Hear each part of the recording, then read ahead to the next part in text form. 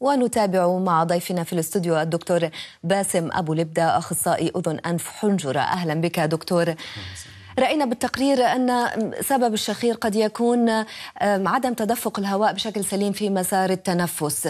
ما سبب هذا ضيق بمسار التنفس، وهل يحدث الشخير فعلا بسببه؟ صحيح، هذا الكلام صحيح، ولكن هذا جزء من الأسباب أو أحد الأسباب التي تؤدي إلى الشخير. انسداد الأنف وانسداد الجهاز التنفس العلوي هو أهم الأسباب التي تؤدي إلى الشخير، ولكن هناك أسباب أخرى مثل انسداد الجهاز التنفسي السفلي كتشنجات القصبات الهوائية أو ضيق في القصبات الهوائية. يعني هناك أسباب كثيرة جدا للشخير. ولكن ما سبب هذه التشنجات في القصبات الهوائية؟ تشنجات القصبات الهوائية ممكن أن يكون تحسسيا، وممكن أن يكون عن طريق النرفزة، ستريس، مما يؤدي إلى تشنج عضلات القصبات الهوائية، وذلك يؤدي إلى تشنج القصبات الهوائية.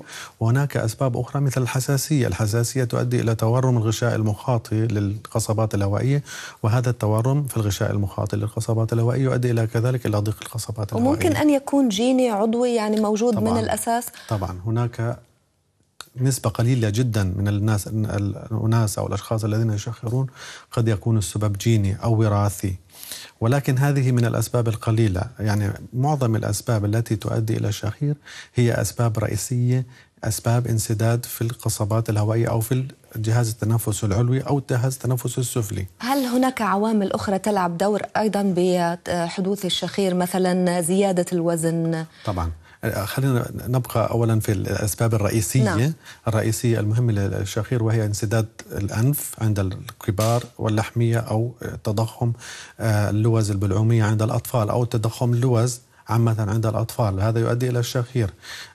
عند الكبار معظم أو أهم أسباب الشخير هي التهابات الجهاز التنفس العلوي كالجيوب الأنفية، كالانحراف الوتيرة، كتضخم اللحمية، الحساسية، كل هذه أسباب. وما العوامل الأخرى التي تلعب دور؟ العوامل الأخرى هي العوامل الثانوية كما ذكرت حضرتك قبل قليل، زيادة الوزن، الكحول، شرب الكحول متأخرا قبل النوم، التدخين قبل النوم، النوم الخطأ، كل هذه الأسباب أسباب ثانوية تؤدي إلى الشخير. هل الشخير فعلا خطر؟ هل يمكن أن يكون طبعاً أيضا مؤشر لأمراض أخرى؟ طبعا الشخير خطورته إذا كان شخير شديد. هناك في بعض أنواع الشخير هي شخير يسموه شخير عادي، نورمال، عادي، يعني يكون كومزيشن، يعني لتحسين التنفس خلال النوم. ولكن هناك شخير شديد يكون يؤدي إلى كثير من الأسباب، من الأعراض، مشاكل الدورة الدموية، تسارع دقات القلب، جلطة الدماغية، الجلطة القلبية، انسداد شرايين القلب. متى يجب أن أكون حذرة وأذهب إلى الطبيب أو إلى المختص؟ طبعا هناك عدة فحوصات. هو الشخير لا يعاني منه المريض فقط، وإنما الذي ينام بجنب المريض، وخاصة المرأة ما أدى إلى مشاكل اجتماعية كثيرة.